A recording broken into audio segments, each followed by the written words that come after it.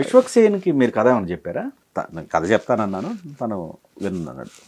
ఎందుకు కారణం ఏంటి? ఏమో సార్, అంటే తను మొన్న తను మైక్లో అది తను మొన్న ఈవెంట్లో ఎక్కడికి వెళ్ళినప్పుడు చెప్పారు కదా, అంటే తన బిజీ షెడ్యూల్లో ఏదో నాకు తెలియదు కానీ ఓకే నేను నో చెప్పినప్పుడు మీరు హిట్లో ఉన్నారు కాబట్టి ఎంజాయ్ చేయండి కానీ అవతల వాళ్ళని ఇన్సల్ట్ చేయొద్దు అని అన్నారు కదా తను. నేను ఎప్పుడు అసలు ఏ రోజు నేను విశ్వక్ సేన్ పేరు చెప్పలేదు సార్ అసలు. ఓకే నేను ఏ రోజు బయట పెట్టలేదు, చెప్పలేదు. నేనేం చెప్తానంటే సార్, నేను అసలు మొన్న మహా టీవీ వాళ్ళు కూడా అడిగినప్పుడు పక్క రోజు కాంట్రవర్షన్ విశ్వక్ సేన్ కాదని చెప్పిన అసలు.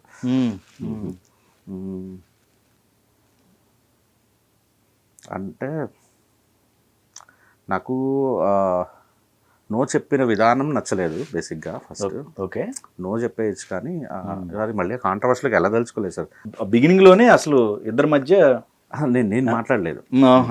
గీతా ఆర్ట్స్ నుంచి కాల్ వెళ్ళింది. ఓకే ఓకే గీతా ఆర్ట్స్ నుంచి కాల్ వెళ్ళింది. ఓకే ఓకే సో నాకు కాల్ వెళ్ళినప్పుడు ఇలా అన్నారండి, వేరే ఆప్షన్కి వెళ్ళిపోండి అని. నాకు వాళ్ళు మామూలుగా ఇండస్ట్రీలో ఎలా చెప్తారు, ఇలా చేసి వాళ్ళు ఏదన్నా అన్నా కొద్దిగా పాలిష్డ్ చేసి చెప్తారని నాకు ఉన్నది ఉన్నట్టు యాజ్ ఈజ్గా చెప్పేటప్పటికి ఇది చేసినాను. బట్ ఇట్స్ ఓకే, అంటే నాకు మంచిగా జరిగింది. అందులో నేను అర్థం చేసుకోగలను విశ్వక్ సేన్ ఎందుకు అని ఉంటారనేది. అదేలే ఆయనకున్న స్టార్డమ్కో లేకపోతే స్టార్డమ్ కాదు, అసలు ఎందుకు నమ్మాలి. ఓకే ఉండొచ్చు తన ప్రయారిటీ లిస్ట్లో, నేను ఉండకపోవచ్చు కదా. నేను ఫైన్. ఓకే నేను కూడా అసలు తను అసలు ఏ రోజు ఇన్సల్ట్ చేయలేదు, ఒక మాట కూడా అనలేదు. నేను ఆనంద్ గురించి చెప్పాను యాక్చువల్లీ. ఆనంద్ నాకు ఎలా ఛాన్స్ ఇచ్చాడు ఆ రోజులు, ఇంతమంది ఎన్ని జరుగుతున్నా కూడా ఆనంద్ నన్ను నమ్మాడు. నేను కథ కూడా సక్రమంగా చెప్పలేదు ఆనంద్కి అసలు. అవునా? చాలా చాలా చాలా వర్స్ట్ చెప్తాను నేను కథ. అలాంటిది నన్ను నమ్మాడని చెప్పాను. ఓకే అంటే సార్ ఇప్పుడు మన అసోసియేషన్లో అంటే తెలుగు సినిమా దర్శకుల సంఘంలో 2000 మంది ఉంటారు, యాక్టివ్ 1200 మంది ఉంటారు. టాప్ 7 హీరోలు, సీనియర్ హీరోలు అందరిని వదిలేస్తే 10 మందో 15 మందో హీరోలు మిగులుతారు సార్. 1200 మందికి ఉండేది 10 మందో 15 మందో హీరోలు. కరెక్ట్. సో మనం అక్కడ చాలా ఆకలితో ఉంటాం. కొత్త వాళ్ళైనా ఫైన్, కానీ ఓ సినిమా ఫ్లాప్ కొట్టో, ఓ సినిమా తేడా కొట్టో, సినిమా ఫ్లాప్ అవడానికి 100 కారణాలు ఉంటాయి. డిటిఎస్లో లెవెల్స్ పోయినా కూడా సినిమా ఫ్లాప్ అయ్యే ఛాన్స్ ఉంటుంది. చాలా ఈజీగా రివ్యూస్ రాస్తారు కానీ అందరూ, లేకపోతే ఆడియన్స్ జడ్జ్ చేస్తారు కానీ మన చేతిలో డైరెక్టర్ అంత బాగా తీసినా జస్ట్ పోస్ట్లో జరిగిన మిస్టేక్స్తోనే సినిమా ఎగిరిపోయింది. కరెక్ట్. చాలా మంది టాలెంటెడ్ డైరెక్టర్ మణిరత్నం గారి 3 సినిమాలు పట్టింది సార్. 3 ఫ్లాపుల తర్వాత 4వ సినిమా హిట్ అయింది ఆయన. రైట్. రెండో సినిమా జడ్జ్ చేసేస్తుంటే ఆయన దగ్గర డబ్బు లేకుండా ఉంటే ఈరోజు మణిరత్నం అనే మనిషి ఉండేది, మంచి డైరెక్టర్ ఉండేవాడు కాదు.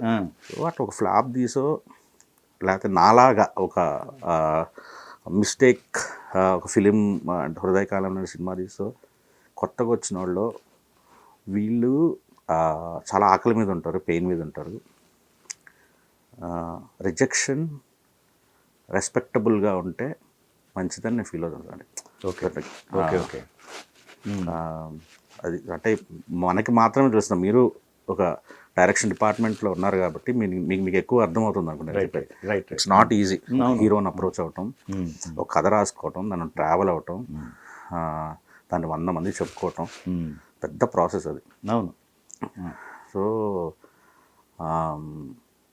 ఎస్పెషల్లీ ఒక ఫ్లాప్ కొట్టిన డైరెక్టర్, లేకపోతే ఒక ఇది చేసిన ఇలా నాలాంటి డైరెక్టర్కి చాలా బాధ ఉంటుంది. మరి ఎలా అయినా ప్రూవ్ చేసుకోవాలి, బాధ ఉంటుంది కదా. సో అది స్మూత్గా వెళ్ళుంటే సరిపోయేది అనేది అంతే. ఓకే.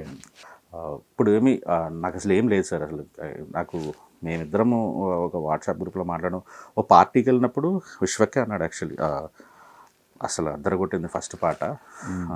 మేబీ తన మైండ్లో కూడా లేదు అసలు ఈ థాట్. Okay okay. నేను ఆ రోజు ప్రీ రిలీజ్లో ఆ మాట అనటం వల్ల ఆ తర్వాత మీమ్ పేజెస్ అవేవో తీసుకొని అప్పుడు కూడా నేనేమి అనలేదు. తను ఒక ట్వీట్ వేసి ఇలా అయింది, కానీ అనవసరంగా జరిగి ఉండకూడదు అనేది నేను ఫీల్ అవుతున్నాను.